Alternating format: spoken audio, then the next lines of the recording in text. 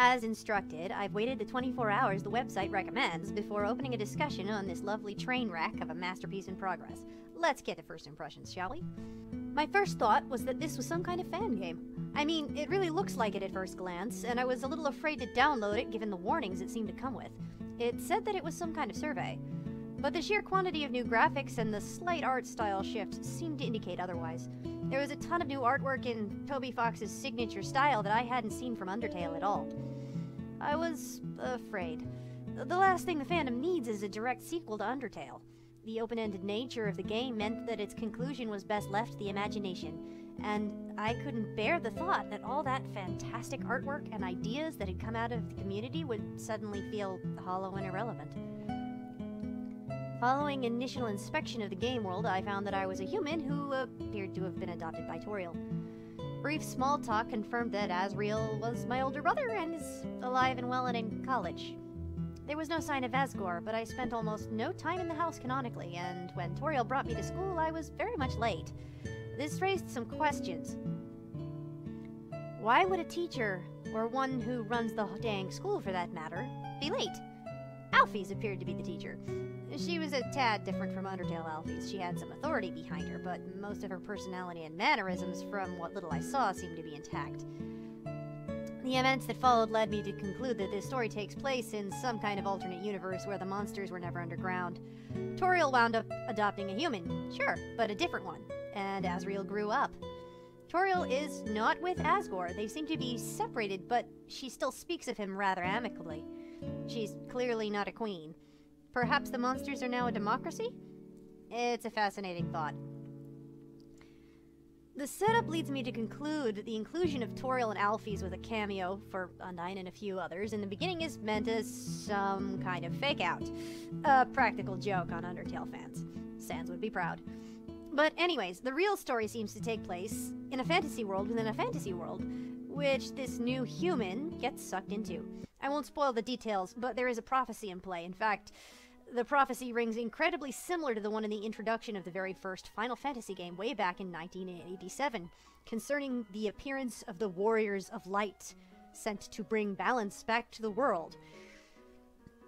The game takes the gameplay of Undertale and cranks it up to 11, using the original ideas that Toby Fox had in the first game and doing a lot of new things with them.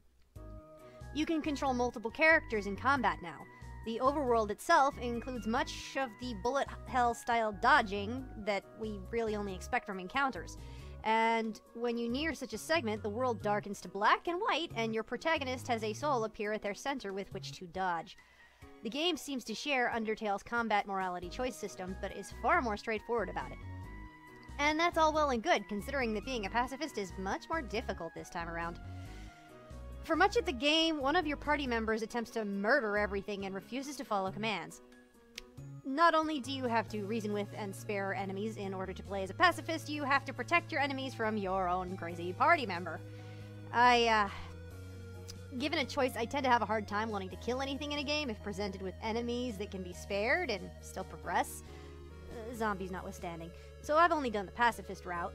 Anyway, if this is, in fact, Undertale 2, then Toby Fox is going the same route as the Final Fantasy series with us. The games have gameplay similarity, and this new one seems to build off of, and also change, things from the previous game.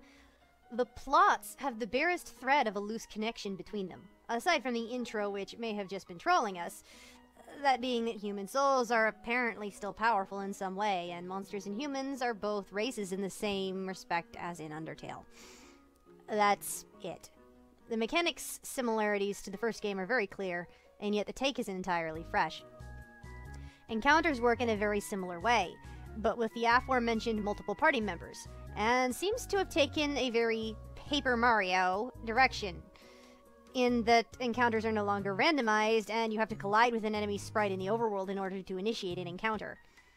Beyond the introduction, a small handful of recycled assets from the first game can be found here or there. Most recognizably, the fire from underneath Sans' door from the first game shows up underneath a strange magic door that you can use to take shortcuts between places you've already been. It feels deliberate, however. It appears to be a nod to Sans' shortcuts in the first game, using his bedroom door to take your own shortcuts. I love it. In fact, though this could be considered a spoiler, our favorite punny skeleton himself does make an appearance in the epilogue, if you can manage to find him.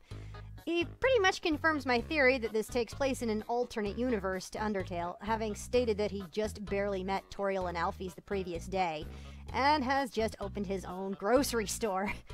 It literally appears to be Grillby's from Undertale, but with Grillby's name blotted out and Sans written next to it above the door. If there's anything I'd like from this game moving forward towards the possibility of a full release, as the ending states that this was merely Chapter 1, it'd be controller compatibility and the ability to do things with teammates out of order.